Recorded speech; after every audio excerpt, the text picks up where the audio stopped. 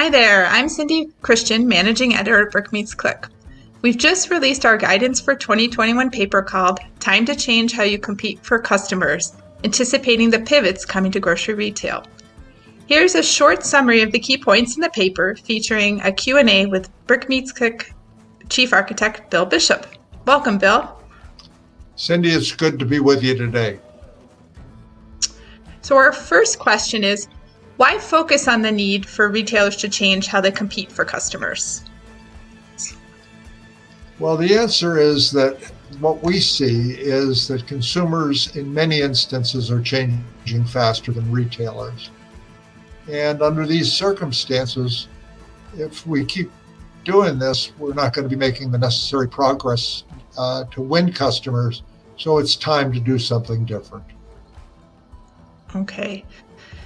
So there's certainly a lot of innovation happening in the market today. If retailers invested smartly in that innovation, wouldn't that be enough?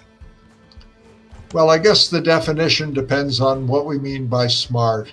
A lot of the innovation that's out there today will produce benefits, but it's incremental benefits, and it's a benefit, therefore, that will not be that long lasting.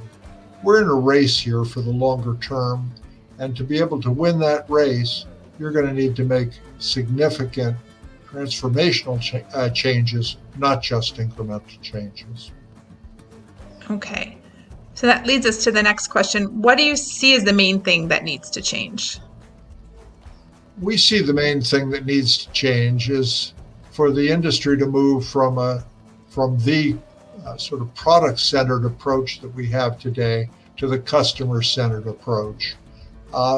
That's a major shift that's particularly important given the growth of digital advertising, where you have to understand a lot about what your customer needs so you can communicate effectively with them. If you take a look at Walmart, for example, they're doing, I think, a good job of moving into the middle market customer segment because they've become more customer-centric in the way they look at and serve their customers. They're obviously a big competitor for a lot of folks. So where are the big opportunities for grocers to deliver more value? Well, if you step back and talk to customers, you realize that there's a lot of stress and strain associated with the responsibility for feeding a household.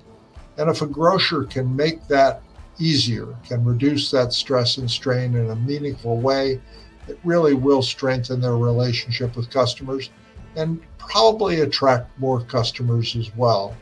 We've identified 3 areas where we think this is particularly ripe as an opportunity. Number 1 occurs when healthy food matters.